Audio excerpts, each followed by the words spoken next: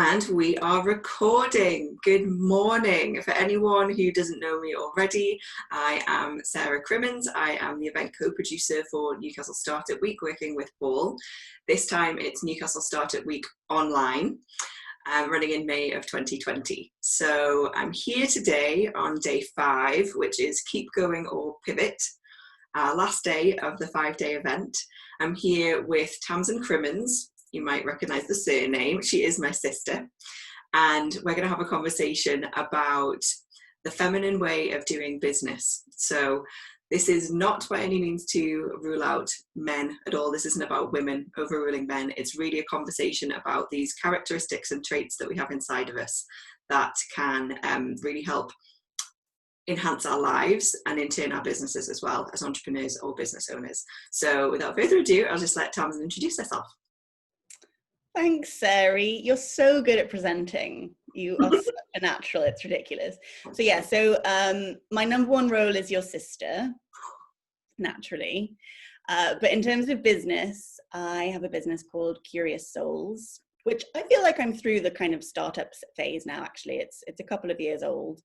And I wear a few hats. I'm a writer, I'm a teacher, and I'm a healing guide.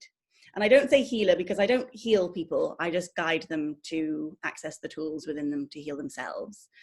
And I mainly work with women, and I really help them to connect with their bodies and their inner wisdom and their true desires, so that they can consciously create what they want to in their lives using their cyclical wisdom, which I'm sure we'll get into. Mm-hmm. Yeah, exactly. So what I love about this is obviously we're two females here, but if you really know me as well, as much as I'm event producer for Newcastle Startup Week, I also wear a few hats, as most entrepreneurs do. I'm also a coach, and in the past I've worked specifically with men to help them get in touch with their emotions, mainly through men's circles. So we actually have, this is a perfect example of actually integrating the two energies that we're about to explain. I've got the side of looking at men, and Tamsin has the side of working with women predominantly. But what we're going to talk about is something for everyone. Because as we say, these energies that we're about to explain, the masculine and feminine, we have inside of all of us. So I'm curious, Tamsin, to hear your definition, your explanation of what these masculine and feminine energies are that we're going to talk about throughout this talk. Yes, such an important point that we're not talking about men and women. And I do want to say as well, if the word energy really puts you off, you can just think about this in terms of a metaphor. So the masculine energy is one that we have that's probably the dominant energy in most kind of business cultures. And it's a very penetrating, strategizing, go after what you want, take what you need, kind of energy that we absolutely 100% need and can be incredibly productive. But sometimes when there's a bit of an over-reliance and an imbalance between these two energies, there can be burnout, which many entrepreneurs will have experienced. So I argue, and me and many other people argue, that there's a great rebalancing that's going on at the moment. We've had a real over-dominance of the masculine, and we can see that there's always a shadow side to both these energies. So I've just mentioned that shadow side to the masculine can be a burnout. It can also be a very kind of immature masculine. I always think of Donald Trump when I think of like the shadow side of the masculine. But there's also on the feminine side, we've got the shadow in terms of there might be kind of a martyry, kind of a mother who overgives kind of energy. There's lots of different dimensions to it, but the positive side of the feminine, and the reason that it's so good for us to rebalance those energies within us, is that it allows for more of a state of flow. It allows for us not to always feel like everything has to be so hard. It's, while the masculine is about taking, the feminine is about receiving. So there's a little bit more of an emphasis on our feelings, on our intuition, and a bit less on the kind of over-reliance on competition and more about collaboration, which feels better. So we're really looking for a balance between the two. And when we are able to balance those energies, there's a sense of magnetism. Things just become easier when we're running our businesses. It doesn't have to be so hard. Exactly. I love this. I've done I did a course back in 2017 actually called Find Your Flow, which was a personal development course with two amazing guys who are based out in Santa Barbara in California. No, that was my course, Sarah. Oh, not Find Your Flow. No, Flow Mastery was mine. Yes, I've done your course as well. It's day 5. This is the day when my head starts to get a bit fuzzy. So Find Your Flow is Tamsin's cyclical wisdom course, which we'll talk a little bit about as well.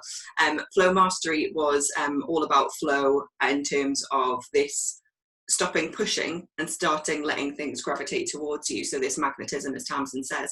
And it's amazing when we can trust and have faith that this will happen, what actually happens in our lives. I mean, I would love to hear in the comments below whether you have had any things that have happened as a result of you kind of letting go of any expectation, or just kind of thinking, do you know what, I'm going to let things flow. Like, I'm going to just, I'm not going to push for it anymore. What's actually happened? I know in my life, I have found that business opportunities have literally flown towards me.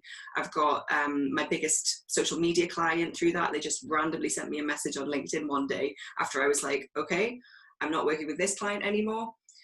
Let's see what the universe is going to give me. And I literally got this message into my LinkedIn inbox the next day. That this is what happens when we stop pushing. And this can seem really counterintuitive.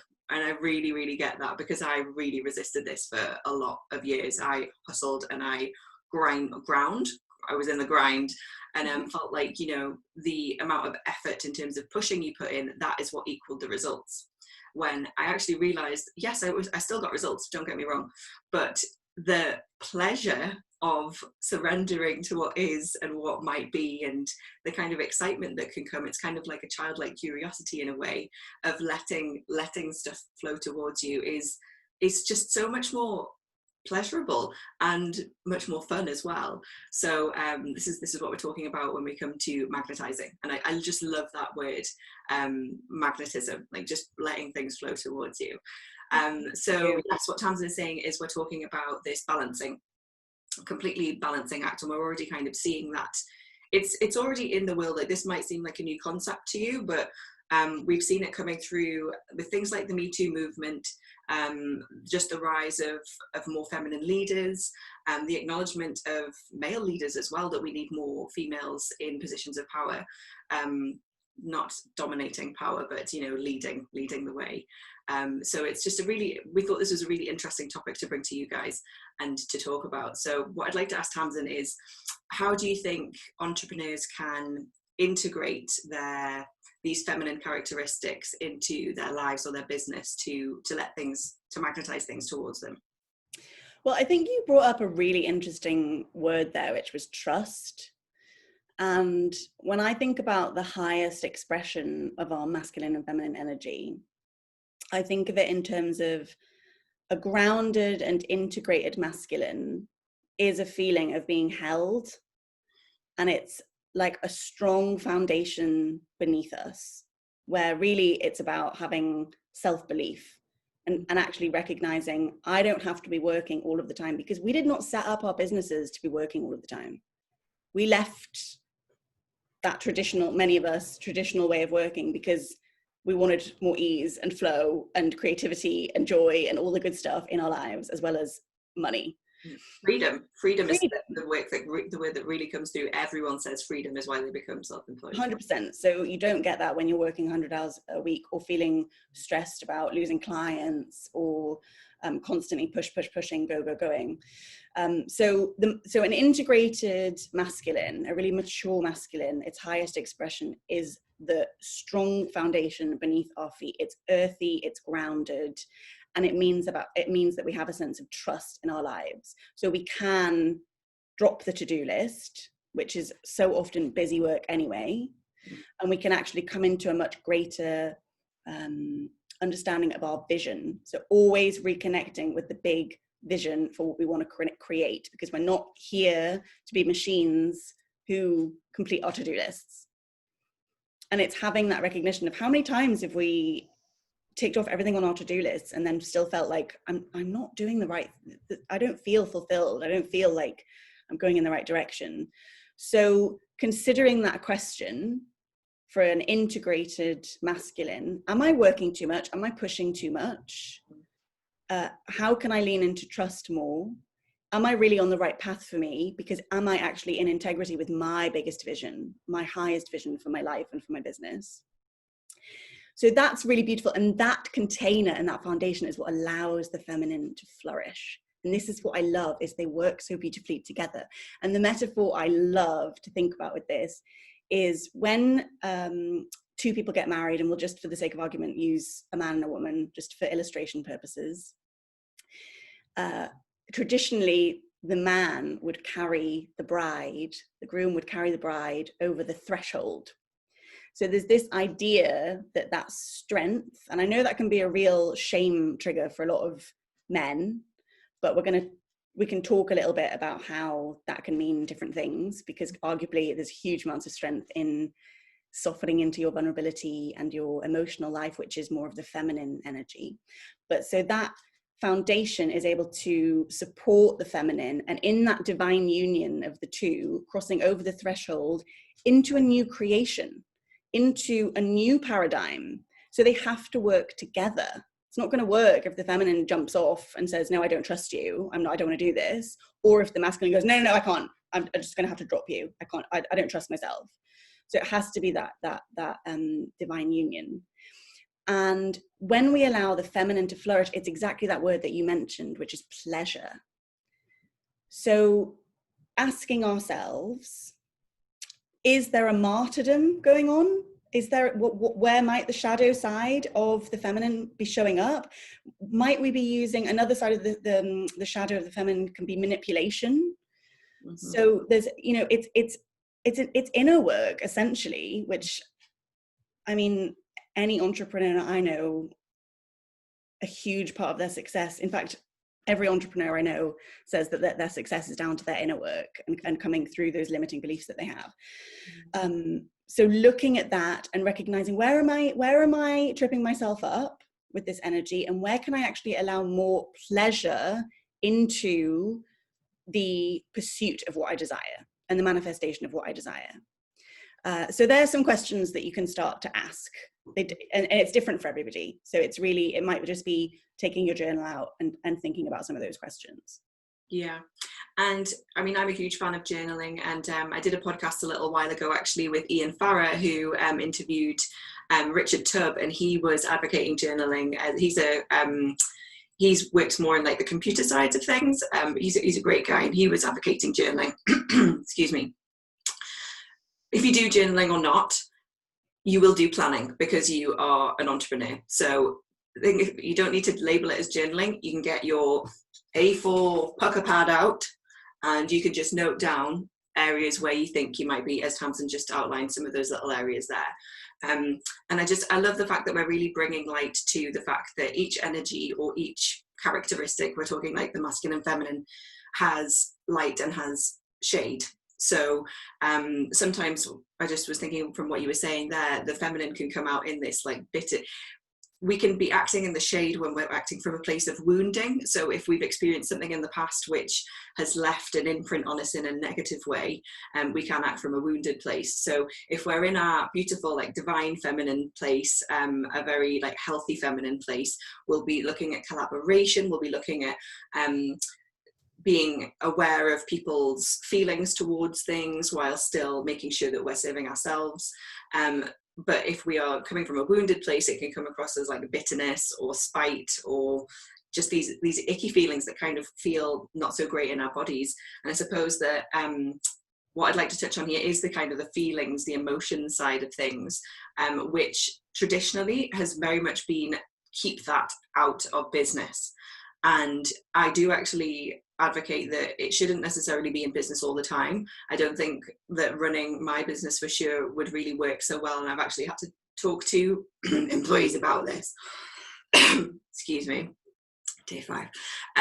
About, for example, when we get feedback, don't take things personally. You know, like when you get feedback from a client, it's not about you, it's about the work that we're doing. But equally, when people have often said to me, don't make decisions from an emotional place. I would agree that maybe avoid making decisions from a place of anxiety. So if your system's overwhelmed and you're feeling heightened emotions and you've got a lot of adrenaline running sometimes, and all the cortisol running through your system, that's not a great place to make a decision from.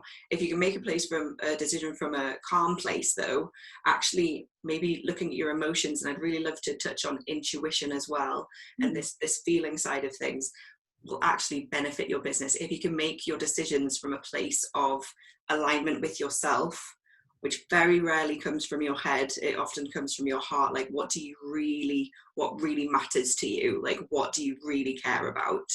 Then that actually your decisions could end up being better for your business and take you into the future that you really want and the future that you're meant to be living. So if we could touch a little bit on intuition, Tamsin, and how you feel about that, and these feelings in business, emotions, anything you'd like to say about that? Yes, I think so much of what you're talking about is knowing yourself and knowing how you feel about things, because an imbalanced masculine is all up in the head. We need our thinking mind, of course we do, but it's often running the show in a way that's not helpful because we have a dysregulated nervous system. So when you're talking about making decisions based on reactivity, that's a very, very different thing to having knowing your body and its signals, having a regulated energy, a regulated nervous system, and being able to listen and go, something doesn't feel right about this. And in our culture, we have completely, again, over-reliance on the masculine and an immature masculine, have been so mind-focused. And the thing I always think about this, when it comes to creating massive change in the world, we have all of the facts and the data and arguably the solutions already there. But there is a shift in consciousness. There is a shift that has to happen in a different realm in order to make those things happen. So I would argue that that wisdom is coming from the body, and so many of us are cut off from our bodies. We do not know what they're telling us, and they have to scream at us in order to get our attention. So instead of us just noticing all those little warning signs, you know, there's the little gut feelings, the whatever they might be, we wait until there's some huge illness or some huge breakdown to go, oh, maybe I was walking down the wrong path there. So intuition to me is not, in yoga, we often talk about intuition being up in the third eye. I don't really vibe with that. I think, again, they're yoga traditions that have come from a masculine dominated guru system. I don't vibe with that at all. Like, the pyramid is over. It has squashed. We are in a new era where there's no longer the father, the prime minister, the CEO. They're not coming to rescue us anymore. We have to do it for ourselves. And this is why opportunities like this, us gathering online together as a community, is so important, because we can spread information and knowledge and wisdom really, really fast. So my take on intuition is that it is in the body. It is coming from a much deeper place. And so any kind of practices that we have that are going to connect us with our body. And I know that yoga has been really dominated.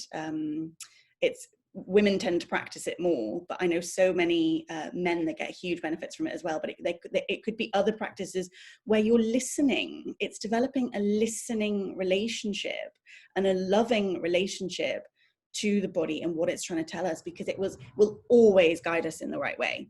But it's a journey to be able to understand that. One of the ways that I teach in order to understand that intuition and understand the messages coming through the body is cyclical wisdom. So for women, it's about working with the cycles of the menstrual cycle, which is very much connected with the cycles of the earth and the cycles of the moon. It's all the same. It's not an accident. We've been so beautifully designed. So we can talk more about that, but of course I know that there are men watching as well, and so I know we want to make it relevant to everybody watching. But for me, intuition comes from listening to the body. Mhm. Yeah, I mean, I'd really like you to touch on the cyclical wisdom part of it, actually. Just caveating with the men of us who are of you who are watching, that we're talking about cycles here, and yes, we're talking about menstrual cycles, which is, you know, periods, and even that word in itself might really turn you off and be like, oh God, I don't want to think about that, because for a lot of women that's the same as well, actually, because again, it's this step that we've taken, which is progressively over history, the steps that we've taken away from the wisdom that we already have in our body. And this applies to men as well. I've spoken with so many guys that when they've been telling me about their emotions and I've asked them, where can you feel it in your body? They haven't been able to say at all, because they haven't been able to feel it because they're so separated from their sensations. And that's there is no blame in this. There is no, you haven't done anything wrong. It's just this, we've been moving away from it so long. Our parents, our grandparents, our ancestors, you know, we've been moved away from it because of what society is at the moment. We've been told it's wrong to be in touch with it, or we've just not really been shown how to get in touch with it because it hasn't been a priority. So in terms of men, there are cycles involved in life, and this will apply to everyone. I'm going to ask Tamsin about the women's cycles in just a second, but think about the seasons. It's all related to nature. It's all related to earth. Think about, you know, we have spring, summer, autumn, winter. Think about what your energy's like throughout these seasons. Think about how your business operates in terms of a tax year, in terms of your financial year. Look at where your peaks and where your troughs might be. Basically just become aware of what's happening, first of all, in your body. If you can become aware of what's in your body, then you can approach things like business meetings or really big sales pitches, you know, when your energy feels higher. And then if you're feeling a little bit, if you notice throughout a month that your energy might be a little bit lower at certain times, avoid doing your business meetings then, because you're not going to be performing at your optimum. So yeah, this applies to everyone. And the practice of getting in touch with your body and sensations doesn't happen overnight. I know for myself, it's something that I have been learning for quite a few years. But once you've got it, it's like riding a bike. It doesn't go away again. It's just there. So it's, yeah, reconnecting with self. And I'm wondering if we can maybe talk about maybe a couple of practices to get in touch with our bodies just after this. But if you could touch on this cyclical living specifically for women, and then we'll move on to something else. Okay. So there are a couple of biological clocks that we are working with. There's the circadian rhythms that most of us quite familiar with, this idea that we have our sleeping time when it's dark and our waking time when it's light, and we can really mess up our natural rhythms in our bodies. All of nature operates on rhythms. It's all about expansion and contraction, expansion and contraction. Everything is a cycle in nature. And I think it's so important to recognize that nothing in nature blooms all year round. And so you won't either. And there's so much pressure for us always to be in the harvest part of the cycle, for us always to be at our best, our shiniest, our most productive. And we're just not like that. We're humans. We just don't operate like that. We're not robots. So the circadian rhythm, you know, when you look throughout your day, that you might know, okay, I never schedule a call at 4 p.m. I'm done by 4 p.m. You know, I like to do my workout at 8 a.m. or whatever it might be. Like, knowing when your energy is going to be highest and lowest is so powerful. But then women have this second infraradian clock. So that's based around the roughly 28-day menstrual cycle, which also coincidentally, it's about 29 and a half days for the moon to cycle. But then they're very much linked together. So we have these kind of 4 seasons within the menstrual cycle. And I hear you, what you're saying about all of the shame, Sarah. I forget actually that that's a thing, because I've embraced it so much as part of my life, rather than it being something that's going to bring me all this pain and frustration and bottled up anger and, you know, just havoc on my life sometimes when I'm not listening, to now probably the greatest source of my creativity, strength, joy. I know when to rest and I know when to play. If you'd asked me in 2 weeks' time, do you want to come and do an interview when I'm menstruating, there's absolutely no way I would have said yes. Absolutely no way. And I'm comfortable with that. I honor my energy, but you say this week, I'm like, great. I'm in my inner summer. I'm ovulating. My skin looks great. I can communicate better. This is my optimum time for being in the camera, communicating, going after what I want, signing clients. And knowing that means that I'm not going to beat myself up when I'm during my menstrual phase, when I need to be quiet and I need to be alone, and I need to know that I'm coming into a new cycle and recognize what I want to leave behind in the old cycle. There are gifts in each phase of the cycle, but by living in this very linear way, we miss out completely. I'm not saying track your menstrual cycle and align your life and your business with your menstrual cycle because it's nice. I'm saying it because it's effective. We feel better. We're able to create more, actually, counterintuitively, by taking more breaks when we know that we need to, by knowing when our intuition is going to be highest, when we're going to be outward focused, when we're going to be inward focused. And say you've got a startup where you've got a menstruator and a non-menstruator, for example, in a partnership, and you're deciding when are we going to go and do the big pitch.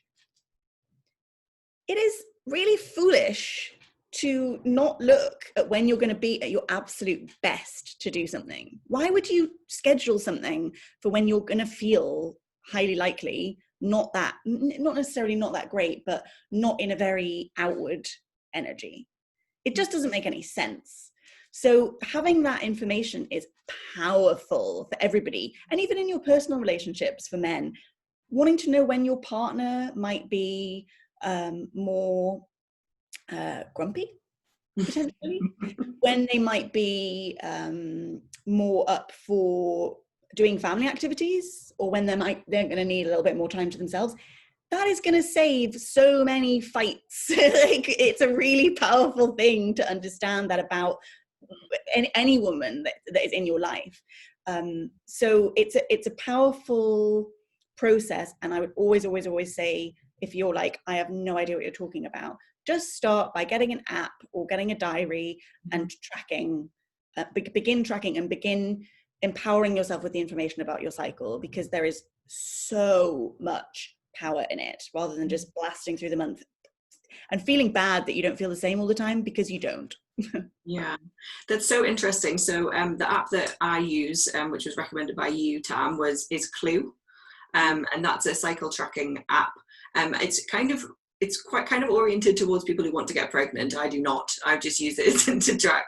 You can track your mood. You can track what days you bleed, what days you're ovulating, what days you might have PMS, that kind of thing. And we can. This is an open-minded audience. So we can also say, guys, if you work with your partner, male or female, if you have a female partner, you can work with your partner. Knowing when in their cycle they're going to feel more horny is also really good. Like, we're allowed to say that, that's fine. As well as knowing when they might be a little bit more grumpy. But for me, so I was that classic person, like when you go to the doctor and they say, like, when was the first day of your last period? I was like, oh God, don't know, like maybe 2 weeks ago. Like, I had no idea at all. And through Tamsin's course, Find Your Flow, I started tracking, and I was like, and to begin with, I was like, oh God, this is a bit of a drag. Like, I don't really want to be thinking about this every day. But then I started to notice patterns. And again, it's not going to be the same every month, because you have things like coronavirus happens. Or you have something like, I'm doing startup week this week, which is different.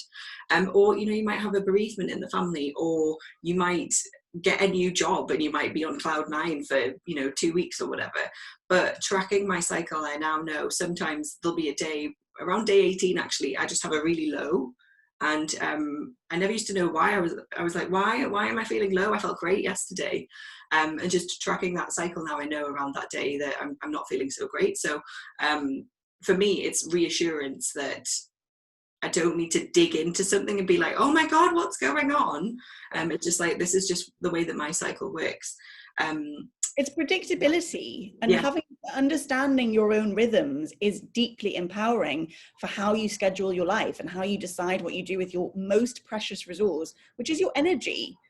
Yeah. You want to be maximizing when you're feeling great and taking precautions for when you're probably not going to feel that great. And that is your classic post-ovulation dip in hormones. Mm-hmm. You haven't done anything wrong. it's your hormones, you know, and ignoring them just means you're really cut off from a vital source of information. And they call it the sixth vital sign. You know, it gives you so much information about your health and well-being, and you can navigate your life using this. My theory is anything that's going to, disempower women in the past, we're moving into a new era now, let's shame it and control it. You know, so anything that where there might be some shame, you're going to know there's going to be a lot of power there. So you're going to want to have a little look at that. Yeah, completely. And I think what I'd love to move into a little bit next, I know we've already touched on it, is this, you've mentioned shame, and this isn't just a female thing when it comes to emotions. This is actually a really huge thing for men as well. I've known, particularly, you know, we're already moving into this more feminine way of doing things, and a lot of men feel really threatened by it, particularly a lot of men in power, because they feel that whatever they have now is going to be ripped away from them. They're scared, basically, and they're making decisions based on fear, which is another place which I know when I've made decisions based on fear, for example, going for a job because it's going to be money, I'm going to get more money for it, I've always ended up quite unhappy afterwards, unhappy or frustrated, or just feeling really like, oh, like I'm not where I'm meant to be, like this isn't pleasurable, like this isn't fun anymore. So we're already moving into this encouragement of everyone really feeling their feelings and letting the emotions come in and run through.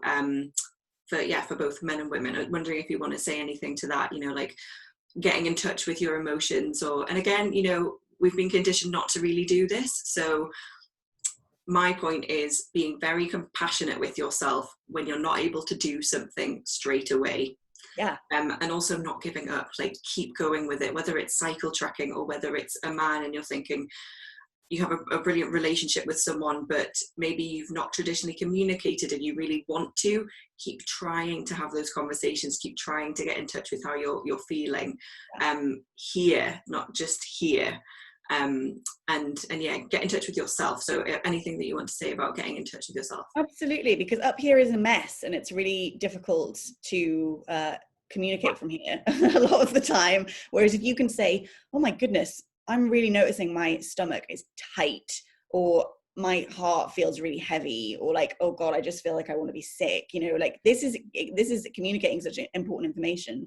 But you mentioned shame, and you also mentioned earlier on this leaving the body. It's completely understandable that many of us left the body, because when we were younger and experienced overwhelming emotions, overwhelming energy, it felt so uncomfortable and we didn't know what to do with it that of course we retreated somewhere else, up into our heads. So it's completely understandable that coming back down into the body is a scary thing to do. And the most important thing I'm communicating at the moment with everybody that I work with is slow and gentle. So much of this kind of work, we want to get in, we want to fix it. There's something wrong with me, I want to fix it. And actually, it's a journey, it's an exploration, and it has to be taken in a titrated way. And by titrated, I mean, maybe we come into the body in a yoga class, or maybe we come into the body in a bodywork session, or maybe we come into the body on a walk in nature without listening to a podcast. Whatever it might be, in the gym. I don't know, I don't go to the gym, but I guess you could pay attention to your bodily sensations in the gym, I guess. It's more obvious then, but perhaps that's why people like the gym, because it's a bit of time to be in touch with the body when you're kind of controlling the body. But what I think is really important to understand is that emotions are just energy in motion. It just wants to move through the body. And when we can stay with that sensation and allow it to flow through, it can be released. But what we so often do is go, oh my God, this is uncomfortable, I'm going to cry, oh my God, I'm going to get angry, there's something bubbling up, oh my God, push it down. It doesn't do us any good. When we can sit with it, it's a practice, it is a practice, and allow it to move through us, it can be released, which is all that we want this energy to do. We just want to, basically health is free flowing energy through your body, no kind of blockages. It's just allowing everything to move in the way that it's meant to. So I would just say it's a slow and gentle exploration taken one step at a time via whatever methods feel good for you. I cannot say you must get on the yoga mat. I can't say you have to use these tools. It's going to come from you, only you know, because it's a unique journey. Yeah, totally. And I, specifically speaking to men during lockdown, actually, so many guys have been telling me they've been getting into yoga, because you're obviously at home and you're thinking, what am I going to do? And, you know, the natural reaction is, how do I fill my time? Because we don't like to sit in stillness and really just listen to what our bodies need. Again, I talk from experience. So yeah, so many guys are getting into yoga, and you can do it, you know, it can start off as 5 minutes a day. You can get 5-minute little routines just where you're stretching, and even a stretch can help you get in touch with your body, because you can think, oh, my calves are really tight, or oh, I'm feeling something in my hips, my back's a little bit tight. Or, you know, like I love the gym, and I love the adrenaline that I get. I love the endorphins that flow afterwards. And I really do feel I started going to the gym for that reason. And that was for strength. I know we touched on strength at the beginning, Tam. But then, you know, you've got someone like Paul who is skateboarding. He's returning to skateboarding after having not done that for 10, 15, maybe even 20 years. And he's getting into that. And he's told me the feeling of freedom that you get, it's like when you ride a bike for the first time in a while, that wind in your hair, and you know, that just sense of freedom, playfulness, which is so important. Playfulness and pleasure. We think these things are silly and small, and they're not. They're vitally important. And there may be some people who never lost their playfulness, and that's amazing. But I mean, creativity and being able to solve problems in a new way, you don't do that by sitting at your laptop for 10 hours a day staring at a screen. You do it by going away and doing something different. Yeah. So they're hugely important. Yeah, and this is what me and Paul have been talking about this week as well. So move away from your laptop. And he said too, you know, when you don't go outside for a walk during the day because you're at your laptop doing Newcastle Startup Week, you really notice a difference in your energy. I've really noticed a difference in my energy. There was one day that I didn't get out for my walk, and I felt really lethargic the next day and just a bit off. And as soon as I went outside and went for my walk, I was like, oh, I always forget like how great I feel after I've gone for a walk. And it does work. It's that constant checking in. And I think this does not need to be a practice. You know, I teach cycle tracking. So there's a daily practice of where am I in my cycle, but actually skip the where am I in my cycle bit if you don't have a cycle, and go straight to what's alive in my body right now. What am I needing? I swear to God, the most fundamental questions you can ask yourself is, how do I feel? What do I need? And how can I give it to myself? Yeah. These are a complete game changer. And you can start to actually, when we're listening to that and not going against our own needs and what we really desire, we lose integrity with ourselves. Everything becomes difficult. So again, these things seem like really small things, but every time you go against needing a nap or needing a bit of time outside, or actually wanting to write something and express yourself, or whatever it might be, going after a new client, every time you go against what you really need and desire, you're losing integrity with yourself, and you're swaying from your path. And we all have a beautiful path in front of us. We're all meant to be, there's a life that is destined for us, and really for us it's just about stepping into it and allowing it to flow rather than battling all of the time. Yeah. Aware that some people won't believe in that. I get given a lot of responses a lot of the time saying, I believe in the science, which is one of my favorite responses, because science was all magic before it was researched and proven. So. We're actually talking about science, though. I think that's the thing. Like when we're talking about having a regulated nervous system and moving energy through your body, we're actually talking about somatic healing, which is completely proven by science. So I'm using a slightly different language. They might use the word trauma, and I'm talking about stuck energy, but it's all the same thing. So it's all, you know, meditation, yoga, these things have been practiced for thousands of years. Now science have come along and said, oh yeah, they do work, you know. So we are actually talking about science.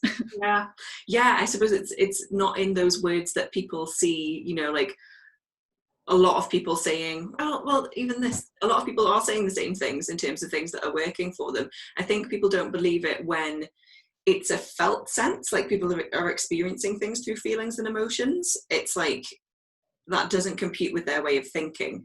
Yeah. And I think that's where the resistance comes in, because it's like, oh no, that's feelings and emotions, I don't do that. And it's like, well, maybe this is something for you to try, because you might find that you will live a happier life as a result of being a little bit more in touch with your emotions.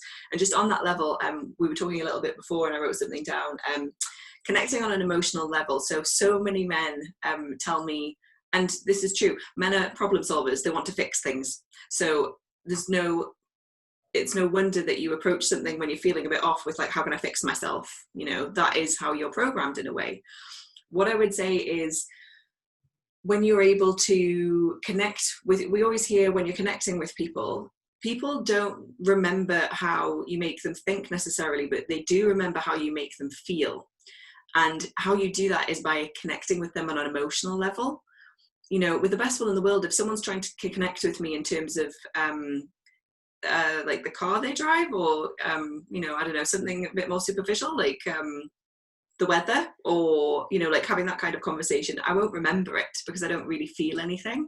But when we're able to connect emotion to motion, and even if it's just the language you use, so maybe you are talking about the car you have, but you're actually talking about, you know, I didn't used to have much money, and then I've really put all my efforts into building my business, and the one thing that I really wanted to do to really treat myself, to really show myself I loved myself, was to buy this Lexus or Mercedes. And I had all these doubts about spending that much money on this thing, but every time I look at that car, it gives me such a sense of joy, and I just feel like, wow, I've really made it, you know, something like that. Like, I feel emotional even just saying that now, and I do not have a Lexus or a Mercedes, but that's what you remember. So being able to get in touch with these emotions and then convey them to other people, that's how we connect on a deeper level anyway. And that's actually how business relationships are forged. You know, we talk about business being done on the golf course.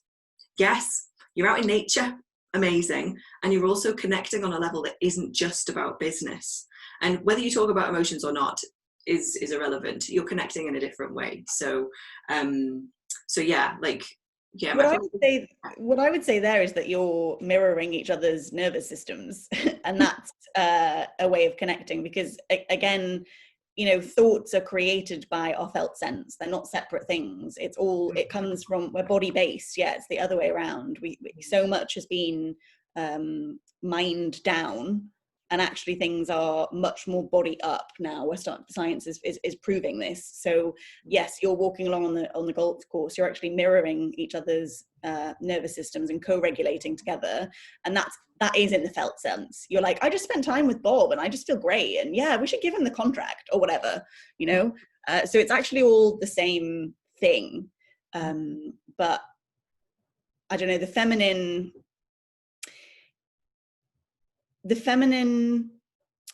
in too much means that we are completely reliant on, I think our emotions can actually be overwhelming. So we really do need the two to work together.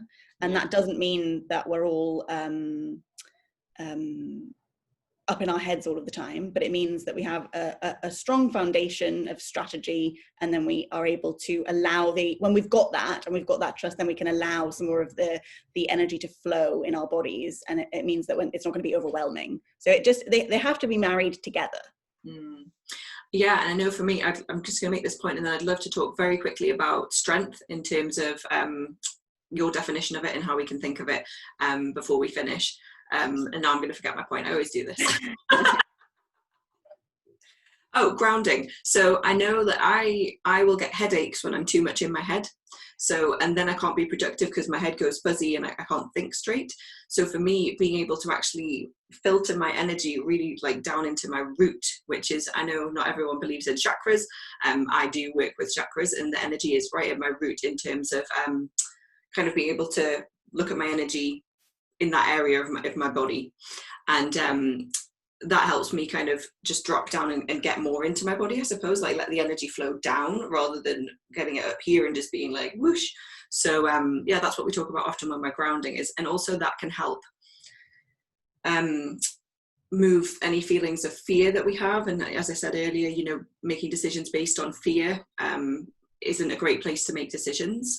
So if we can ground ourselves and be like, okay, I'm rooted in a positive energy here, or even just a stable energy, then we can make decisions, we can get on with our day more effectively, we can communicate more effectively with people. So yeah, there's that grounding. And there's many different grounding practices I know we could go into. I don't think we have time. I have crystals which help, which I know a lot of you will be laughing at because I do talk about them a lot. Can I share one small thing when you do yeah. have that energy up in your head, Sarah? Because it might be just really useful if people want to do it now. And lots of people would have heard of emotional freedom technique, and this is or tapping, but that's used with sort of psychology as well as moving energy in your body. But actually, we can just tap without using any kind of affirmations or any words, and we do it by simply, when you've got all of your energy up in your head, you can just begin by tapping on your head, and it starts to just move things out. So you do it for about 10 seconds, top of the head, and then we can do it above the eyebrows. It's so effective. If you're feeling like stuck or stagnant, doing a little bit of this can be really, really, really useful. And then we move to the temples on the outside. I love that. I have so much tension in these places. Yes. If it just feels nice just touching them. And it's just noticing, what does this feel like? And noticing how different the sounds are, the sensations are. Then move underneath it's like the cheekbones underneath the eyes. That sounds different, that feels different. So we're not getting caught up with words, we're just literally noticing the sensations of this, and we're moving the energy. And then above the lip and below the nose. And again, sensations, just how does it feel? Like, how does it feel? Like, what are you noticing? Noise. I'm noticing the difference of the sound. Yeah. Chin. And do you increase pressure when you're tapping on different places? Like, I've never thought of that. Yeah. It's like the touching, isn't it? Do you sense touch, smell, taste? Yeah. And that is feminine. That is the feminine. Collarbones. Just below the collarbones. And I find it useful as well, maybe here to just mention breath. Again, something that people will be rolling their eyes at, but if you've got this far in the conversation, I would hope that you're open to returning to your breath. Like if you're ever feeling down here, worked up or overwhelmed or whatever it is, just taking a couple of deep breaths. And I do this before I do anything which is important. So we took deep breaths before this conversation. Even a little bit of shaking I find helps as well. Just release anything that you want gone so you can start something fresh and new. But just returning to your breath, taking a couple of deep breaths. If you're working with someone else, like I'm working with Tamsin here, or I did the panel discussion yesterday, taking them together, or if you're coaching as well, I find this really invaluable just to connect you to the person that you're coaching or you're being coached by, because it just kind of gets you in more of a synchronicity and aligned with that person as well. And see, even then I was speaking without taking a breath. It's breath is our life force. So, you know, if we're not breathing, then we're not living. But also deep breath can really help regulate our nervous system, which is what Tamsin's been mentioning as well. So before we finish, which we're going to finish in a couple of minutes, just a couple of points on strength. And I know that we've probably have different ideas about what masculine strength is, what feminine strength is, but is there a kind of, what's your definition of it, and does that merge the two together, Tamsin? A little bit about that. I think strength for me is what we talked about at the beginning, which is this idea of having a deep inner trust that we, again, cannot just switch on overnight, but that we cultivate in our everyday actions. Can I trust myself to take care of myself? And by ignoring the body, we're saying maybe not. Taking care of our physical bodies so that we're able to do what we're here to do is not some namby-pamby thing. It's everything. So growing the inner, that container, that deep foundation in the masculine, that strength, which then allows our feminine, emotional, intuitive, creative, collaborative flow to happen, because this without the grounding can be overwhelming. That's pure strength to me, because that's really leaning into the wholeness of being alive and everything that we've got within us.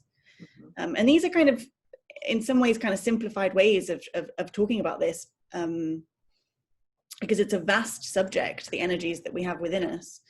And I hope that we haven't been reductive in the way that we've talked about it today, because it's obviously so much more. We've just dipped our toe in a little bit. But yeah, that the union of those two, to me, feels like strength. I would completely agree there. And also, I think we've focused so much in the past on strength being physical, and actually it's about emotional strength and mental strength as well. And I'm sure during lockdown, a lot of people have been confronted with how strong their mental strength is. We can maybe talk about resilience as well in terms of that, mental and emotional. I know I've been confronted with feeling very overwhelmed mentally and emotionally from being in isolation, and definitely feeling a reduction in strength physically because I'm not able to go to the gym as much as I used to. So being aware of those different types of strength and also adapting to your different situations and environments, and accepting that whatever your definition of strength is, whether it's, you're able to lift 100 kilos or whatever, if you're not at some point able to do that, that's okay as well. That doesn't mean you're weak. It just means that things have changed, and that's what life is about. We're in cycles which change. We're in time which changes and fluctuates. I really do believe that nothing really is permanent. Everything's temporary. What I love that you just said about strength though, Tamsin, is this meeting of the masculine and feminine energy, and that integration and balance. That's what strength really is. And it really feels like a oneness, a wholeness, as you described. Yeah, and like that joining together of the two. So I'd really love to leave it on that note, unless you have any little parting remark you might like to say, or anything you'd like to share. How can we find you? So my website is wearecurioussouls.co.uk, and I'm Curious Souls on Facebook, and We Are Curious Souls on Instagram. So if you go to my website as well, this is more really for people with wombs. If you want to get a free gift from me, I've got a free womb connection meditation and an ebook about connecting with your feminine energy, with daily rituals that you can do that with. So you can go there and get that. But my final thought that I just wanted to say there was, like, we've not talked about the god or the goddess or anything, but when we think about the masculine and the feminine energies, the really, really, really big picture with it is that these energies created the entire universe and multiple universes. So it's when they're talked about in mythology and in archetypes, it's really that union can create anything. So we're not. It's not just a sort of like, it's not a small thing. It's it has the power to create new worlds, essentially. Exactly, monumental. And I most of you know that I love my tarot cards anyway. These are my goddess oracle cards. We pulled one before we started as well, which was Anya, leap of faith. So maybe this is an invitation for you to take a leap of faith and get in touch more with your body through sensations. The 3 questions that Tamsin said, which I think are absolutely correct and I really want to share with you again, are: how do I feel? What do I need? And how do I give myself that? And I'm going to post those in the comments below, along with the link to Tamsin's website as well. Tamsin, thank you so much for joining us on day 5 of Start It Week, Keep Going or Pivot. And to everyone who's watching, we will see you later. Thank you. Thank you.